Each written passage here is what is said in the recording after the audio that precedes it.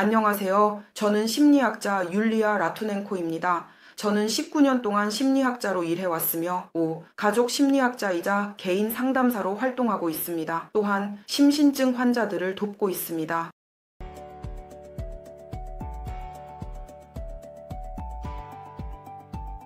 자, 자신에게 하지 말아야 할 10가지 사항입니다.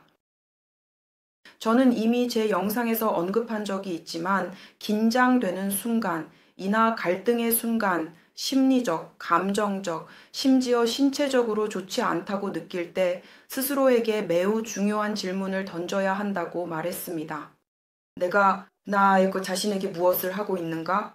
일반적으로 내가 생각할 때 내 삶에서 나 자신에게 무엇을 하고 있는가? 이것에 대해 내가 이렇게 행동할 때, 내가 내 대해 말할 때, 이것을 할 때, 나 자신에게 이런저런 평가를 내릴 때, 그리고 자신에게 절대 하지 말아야 할 첫 번째는 다른 사람들이 당신에 대해 어떻게 생각하는지에 초점을 맞추는 것입니다.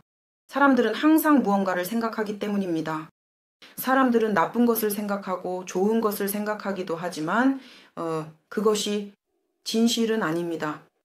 이것은 그들의 주관적인 시각이며 그것은 그들의 과거 경험, 어린 시절의 트라우마, 감정적 또 정신적 발달에서 비롯됩니다. 즉, 이 모든 것이 매우 주관적이기 때문에 사람들이 당신에 대해 말하거나 생각하는 것에 의존한다면 당신은 작은 조각으로 핫시 부서져 자신을 보게 될 것입니다. 그 조각들은 반사된 작은 거울 조각들입니다. 즉, 당신은 자신에 대한 전체적인 이해, 즉, 당신이 누구인지에 대한 통합된 이미지를 갖지 못하게 될 것입니다. 자신에 대한 이 통합된 이미지를 구축하세요. 그리고 이러한 모든 생각, 평가, 해석이 당신의 의식에 들어오지 않도록 하고 당신의 콘텐츠가 되지 않도록 하세요. 사람들이 무언가에 대해 나쁘게 말할 때, 예를 들어 당신이 이렇다 저렇다 또는 저렇다 이렇다라고 말할 때 변명하지 말고 당신이 코끼리나 거북이가 아니라는 것을 사람들에게 증명하려고 하지 마세요. 당신이 스스로 그것을 알고 있는 것으로 충분합니다. 당신이 변명하기 시작하면 당신은 사람들에게 증명하는 것입니다. 단지 당신이 자신감이 없다는 것만을 증명하는 것입니다. 그리고 당신 스스로도 당신이 누구인지 모릅니다. 마치 새해 전나무에 장식을 걸듯이 이런 투영들을 걸 수 있습니다. 사람들은 항상 자신에 대해 이야기합니다. 사람들은 자신의 투영을 누구에게나 걸어둡니다. 사람들은 당신에게서 그들 자신에게 있는 것을 봅니다. 따라서 다른 사람들의 생각에 의존할 필요는 없습니다. 오히려 자신에 대한 지식을 형성해야 합니다. 자신의 정체성을 구축해야 합니다. 그래서 나는 누구인지, 나는 어떤 사람인지, 그리고 이 모든 것들, 자신에 대한 생각과 평가가 지속적이어야 하며 다른 사람들에게 어떤 인상을 주었는지, 그리고 그 인상이 어떤 것인지에 의존해서는 안 됩니다. 두 번째로 하지 말아야 할 것은 절대 누구에게도 집착하지 않는 것입니다. 이 어떤 사람이 당신에게 상처를 주었다면 그 사람을 당신의 삶에서 놓아주십시오. 머릿속에서 그 생각을 계속 반복하지 마세요. 그 사람에 대해 그 사람에게 의존하지 마세요. 사람은 자신이 어떤 사람인지 그리고 당신의 기대에 부응하지 않을 권리가 있다는 사실을 받아들이세요. 그리고 사람에게 집착하는 것은 오직 당신의 삶을 파괴할 뿐입니다. 그래서 누군가를 잃는 것이 두려워서 심지어 자신을 포기할 준비가 되어 있을 때 단지 그 사람과의 관계를 잃지 않기 위해 스스로에게 이 질문을 던져보세요. 나는 나 자신에게 무엇을 하고 있는가? 왜 나는 나를 모욕하고 존중하지 않고 예를 들어 나를 무시하는 이 사람에게 그렇게 많은 가치를 부여하는가? 왜 이 사람이 나 자신보다 더 중요해졌는가? 왜 내 모든 생각과 내 삶이 다른 사람을 중심으로 돌아가야 하는가? 스스로에게 이 사람 없이 나는 누구인가라는 질문을 던져보세요. 그러면 당신은 많은 답을 얻게 될 것이고, 이는 당신의 잠재의식과의 내면 작업, 방향을 제시할 것입니다. 어떤가요? 당신이 해야 할 것입니다. 세 번째로 자신에게 하지 말아야 할 것은 두 번째 항목과 관련이 있습니다. 이것은 물건에 관한 것입니다. 돈이나 직업을 잃는 것을 두려워하지 말고 집착하지 마세요. 관계도 마찬가지입니다. 세상은 우리가 항상 무언가를 잃고 놓아주도록 설계되어 있기 때문입니다. 이러한 물질적인 것들에 집착하지 마세요. 언젠가는 놓아야 할 것들입니다. 왜냐하면 모든 사람은 시작과 끝이 있기 때문입니다. 이 세상의 다른 모든 것들도 마찬가지입니다. 심지어 자연도 그렇게 설계되어 있습니다. 아침이 시작되고 밤이 오고 가을과 봄이 오고 무언가가 깨어납니다. 무언가는 잠들고 무언가는 죽고 무언가는 나타납니다. 세상은 그렇게 설계되어 있습니다. 그리고 당신이 동의하지 않을 때 이 세상에서 무엇을 잃을 수 있습니까? 모든 것을 사람들뿐만 아니라 일자리와 돈도 잃을 수 있으며 그 후 사람들은 매우 우울한 상태에 빠지게 됩니다. 이것에 동의하지 않는다면 당신은 싸움을 벌이는 것입니다. 저는 이 세상의 창조와 이 세상이 어떻게 설계되었는지에 대해 잘 모르겠습니다. 결국 만약 당신이 신을 믿는다면 자연과 싸우게 되지만 그것은 그렇게 설계되었고 단지 받아들여야 합니다. 자신에게 하지 말아야 할 네 번째는 그것은 모욕과 관련이 있습니다. 사람들에게 화내지 마세요. 왜냐하면 사람들은 당신의 기대에 부응할 필요가 없기 때문입니다. 그들은 그들 자신입니다. 그리고 그들은 자신의 결정과 선택에 대한 권리가 있습니다. 만약 누군가가 당신을 무시하거나 모욕하거나 비열한 행동을 하거나 배신했다고 느낀다면 그 사람에게는 그런 선택과 책임이 있습니다. 이 모든 것은 우리에게 존재론적 현상과 개념입니다. 우리는 이를 인식해요.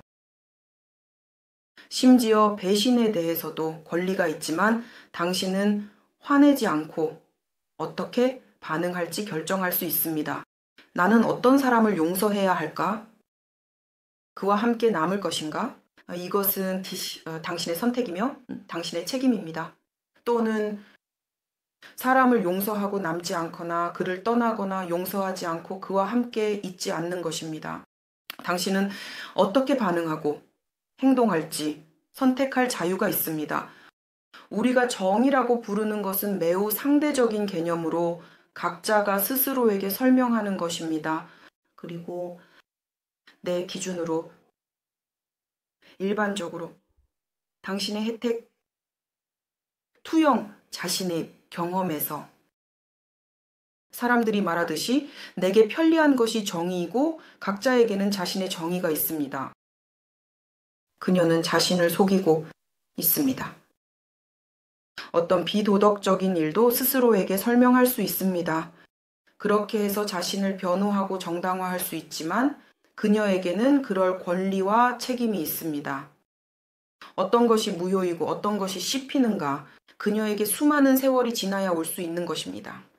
사람이 자신의 발전 경로를 따르도록 하고 그 사람이 당신이 원했던 것과 다르다고 해서 화내지 마세요.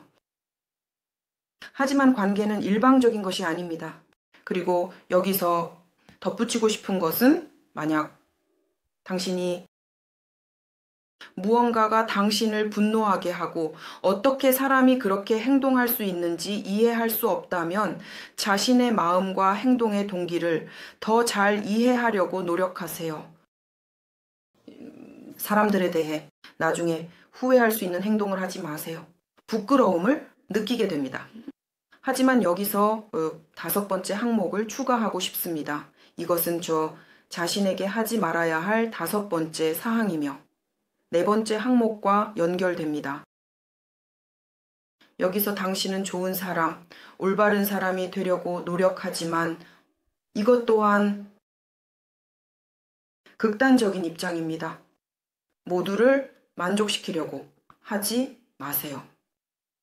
모든 사람의 눈에 좋은 소년, 좋은 소녀가 되려고 노력하세요. 이것이 심리적으로 건강에 해로울 때, 자신에게 폭력을 가할 때, 자신을 억지로 하게 만들 때, 전혀 동의하지 않는 것, 그리고 자신에게 폭력이라고 생각하는 것을 할 때입니다. 즉, 그들은 자신에게 폭력을 가하는 것과 경계를 이루는 그런 행동을 합니다. 그리고 때로는 예를 들어 커플 간의 성적 관계와 관련이 있을 때 한 파트너가 신체적 친밀함을 원하지 않지만 상대방을 상처 입힐까 두려워하거나 잃을까 두려워서 이를 감수하고 자신에게 끔찍한 일을 재현하는 경우 이는 자신에게 성적 폭력이 될 수 있습니다. 무엇보다도 자신의 경계를 존중하고 다른 사람의 경계를 침해하지 마세요. 사람들에게 그들의 개인적인 경계가 어디에 있는지 물어보세요. 하지만 자신의 경계에 관해서는 아니요와 멈춰 같은 단어를 사용하세요. 이 단어들은 개인적인 경계를 조절하는 데 도움이 됩니다. 그리고 어떤 제안이나 사람의 행동이 마음에 들지 않는다면 두려워하지 마세요. 결정하지 않는 사람에게 상처를 주는 것을 두려워하지 마세요. 당신에게는 경계가 있다는 것입니다. 기본적으로 경계가 있다는 것은 매우 이상한 일입니다. 내가 경계를 가지고 있지만 그것에 대해 말하는 것을 두려워하는 것은 내가 다른 사람들처럼 개인적인 경계를 가지고 있다는 사실에 사람들이 상처받을까 두려워하기 때문입니다. 진정한 예를 말할 수 있으려면 진정한 아니오를 말하는 법을 배워야 합니다. 그리고 다음으로는 우리가 스스로와 함께 가져가지 말아야 할 6번째 것이 있습니다. 사랑이 과정이라고 생각하지 마세요. 내가 너에게, 너는 내게. 이것은 상업이 아닙니다. 이것은 사랑이며 우리가 사랑하는 사람을 위해 하는 일들입니다. 이것은 무상으로 주는 것이며 그 후에 당신은 마음이 가벼워진 것을 느낍니다. 당신이 어떤 보답이나 행동을 기대하지 않을 때 내가 너에게 이것을 해줬는데 너는 내게 이것을 해주지 않았어. 이것은 거래이지 사랑이 아닙니다. 사랑은 계산과도 전혀 관련이 없습니다. 하지만 사랑은 일방적인 게임이 아니라는 점을 지적하고 싶습니다. 왜냐하면 파트너십에서는 사랑이 결국 내가 너의 삶을 더 쉽게 하고 즐겁게 하기 위해 너에게 멋진 일을 할 때 너는 그것을 받아들이고 나중에 자발적으로 주고 싶어집니다. 나는 조금 더 받고 그것을 받아들여 너에게 조금 더 돌려줍니다. 이것이 바로 사랑입니다. 하지만 만약 당신이 누군가에게 주고 그것을 기쁘게 하고 있는데 그 사람이 계속해서 받기만 한다면 주의해야 합니다. 이렇게 하면 상대방이 당신에게 같은 감정을 가지고 있지 않다는 것을 알게 될 수 있습니다. 그리고 그 사람이 당신을 위해 아무것도 하지 않으려 한다는 것을 알게 되었을 때 계속해서 주는 것이 가치가 있을까요? 그리고 그때 싸우고 강요하고 불만을 제기하는 것이 가치가 있을까요? 당신은 나에게 관심을 기울이지도 않고 칭찬도 해주지 않고 시간도 내주지 않아요. 이러한 불만을 제기하지 마세요. 그냥 그 사람에게 행복을 빌어주고 떠나는 것이 좋습니다. 왜냐하면 그 사람이 사랑할 능력이 없을 수도 있기 때문입니다. 당신은 나무에게 다가가서 춤을 추자고 요청하는 것과 같은 성공을 거둘 수 있습니다. 춤을 추지만 나무는 다리가 없습니다. 마찬가지로 어떤 사람들은 그런 선택권이나 기술이 없습니다. 다른 사람을 걱정하는 것, 그리고 사랑은 공감에 기반을 둡니다. 만약 당신의 사랑하는 사람이 이 공감 능력이 없다면 당신은 그 사람에게 그것을 강요할 수 없습니다. 차라리 짐을 싸고 떠나세요. 아이를 낳기 전에 하는 것이 좋습니다. 이를 발견하고 이해하는 것입니다. 당신이 원하는 것을 사람에게 요구할 수는 없습니다. 당신은 요청할 수 있지만 그 사람은 아니요 또는 예라고 말할 권리가 있습니다. 또한 여기서 한 가지 더 언급하고 싶은 것은 당신은 사람에게 요구할 수 있습니다. 자신의 개인적 경계를 존중해달라고. 그리고 만약 그 사람이 그것을 존중하지 않고 침해하고 침해한다면 당신은 무엇을 하시겠습니까? 다시 한번 우리의 좋아하는 질문을 던져봅니다. 여기서 이 관계에서 나는 나 자신과 무엇을 하고 있는가? 자신과 자신의 삶에 대해 하지 말아야 할 7번째 사항. 아이를 낳는 이유가 노년에 당신에게 도움이 되기 위해서라고 생각하지 마세요. 물 한 잔을 건네주기 위해서. 그렇게 기대하지 마세요. 그저 아이를 사랑하세요. 왜냐하면 아이는 당신에게서 본보기를 얻기 때문입니다. 만약 아이에게 강요한다면 그 아이는 당신에게 감사할 것이고 그 아이의 삶은 전혀 또 그렇게 엉망이 될 수 있습니다. 그저 망가진 삶이 됩니다. 이런 아이들은 죄책감을 느끼며 살고 부모에게 부모 역할을 하려고 합니다. 아이에게 그렇게 하지 마세요. 더 나은 당신이 노년에 자신감을 가질 수 있도록 충분한 자금을 마련하는 것이 좋습니다. 노년에 자신감을 가질 수 있도록 하세요. 건강을 돌보세요. 아플까봐, 무력해질까봐 두려워한다면 해로운 물질을 끊고 운동을 시작하세요. 건강을 돌보세요. 노년까지 활동적이고 건강하게 지내며 자녀에게 큰 부담이 되지 않도록 하세요. 아이들이 부모에게 보답하고자 하는 것은 다음과 같은 경우입니다. 그 사랑이 마음속에 있을 때 만약 당신이 그 사랑을 뿌렸다면 좋은 수확을 거두게 될 것입니다. 하지만 그것은 자녀의 죄책감 때문이 아니라 당신이 설정한 의무 때문이 아니라 자녀가 자발적으로 하고 싶어 하기 때문입니다. 좋은 딸이나 좋은 아들이 되기 위해서가 아닙니다. 당신은 자녀에게 삶을 빚으로 준 것이 아니라 삶을 선물로 주었습니다. 자신에게 하지 말아야 할 8번째 것. 절대 나는 할 수 없어라고 말하지 마세요. 그냥 솔직하게 자신에게 무언가를 하고 싶지 않다고 인정하세요. 사람들은 이것으로 변명합니다. 나는 할 수 없다. 이 상황이 이래서. 그들은 자신의 의지 부족을 변명합니다. 어떤 사람이 원한다면 그는 놀라운 일을 할 것입니다. 그냥 불평하거나 징징대지 말고 목표를 달성하기 위해 무언가를 시작하세요. 그리고 할 수 없어라는 말을 단순히 하고 싶지 않아로 바꾸세요. 고려한다 라는 말과 원한다 라는 말. 자신에게 하지 말아야 할 9번째 것. 기대하지 마세요. 사람들로부터의 인정을, 칭찬을 기대하지 마세요. 만약 당신이 어떤 일을 한다면, 일을 돈을 받고 한다면 돈과 자신의 영감을 위해 하세요. 만약 당신이 돈, 월급, 수입 외에도 사람들이 당신이 이 과제를 정말 잘 해냈다고 말해주기를 원한다면 그렇게 함으로써 당신과 사람들 사이에 의존성을 형성하게 됩니다. 그리고 이 의존성은 당신이 추가적으로 무언가를 더 얻으려고 노력하는 것에 있습니다. 사람에게서 보이지 않는 숨겨진 대가를 받아내고 그 칭찬을 얻으려는 것입니다. 당신에게서 상품이나 서비스를 구매하는 사람들은 추가적인 인정을 줄 필요가 없습니다. 만약 당신에게 그런 결핍 문제나 필요가 있다면 당신은 아무도 이해해야 합니다. 이 간극을 채울 수 없음을.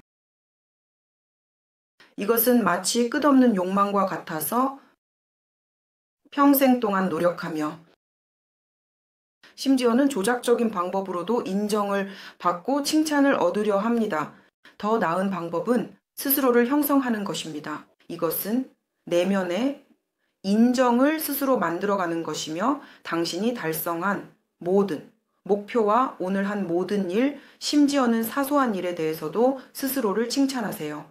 당신은 매일 스스로에게 종이 한 장이나 노트에 내가 자랑스러워하거나 스스로를 칭찬할 수 있는 3가지를 적어보세요. 그리고 10번째, 매우 중요한 것은 자신의 어린 시절의 트라우마를 무시하지 마세요. 모든 사람은 자신의 어린 시절의 트라우마를 인식해야 하며 그 트라우마가 자신의 삶을 지배하지 않도록 하고 그 트라우마를 극복하여 의식 있는 성인이 되어야 합니다. 따라서 만약 당신이 의식 있는 성인이 된다면 당신의 삶의 질이 더 나아질 것이고 이는 곧 세상이 더 나아진다는 것을 의미합니다.